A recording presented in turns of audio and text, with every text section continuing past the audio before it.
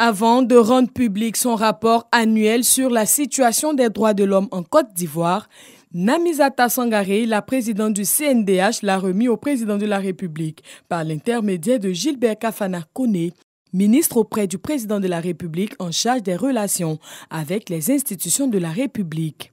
Namizata Sangaré relève que malgré la pandémie de la Covid-19, des progrès ont été réalisés en la matière. Ce rapport note cependant que des violations des droits de l'homme ont eu lieu pendant l'élection présidentielle et la crise sanitaire de 2020. 2020 a été assez difficile sur le plan des droits civils et politiques avec les élections que nous avons connues, avec son corollaire de violence, et aussi sur le plan des droits économiques, socio-culturels avec la pandémie à coronavirus qui ont entravé plusieurs droits, notamment le droit à la vie, le droit à la santé, le droit à l'éducation. En réponse à ces violations des droits humains, l'institution fait des recommandations au gouvernement.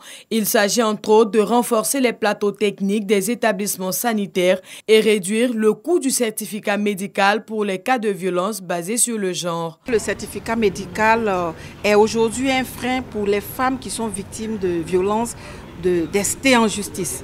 Nous avons demandé au gouvernement de faire en sorte de revoir avec les différents ordres pour que ce coût baisse et mieux mettre en place un programme pour rendre gratuit le certificat médical.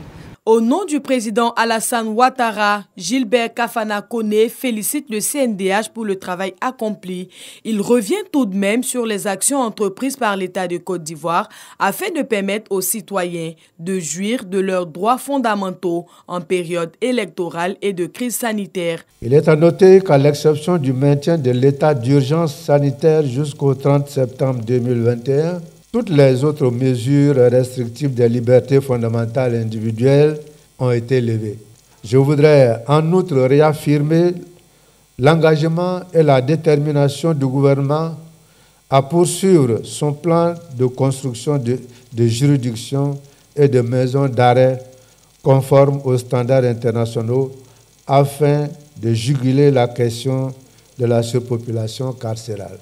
D'autres recommandations plus générales qui visent à améliorer la situation des droits de l'homme en Côte d'Ivoire, tant sur le plan juridique, social, politique qu'institutionnel, ont été formulées par le CNDH.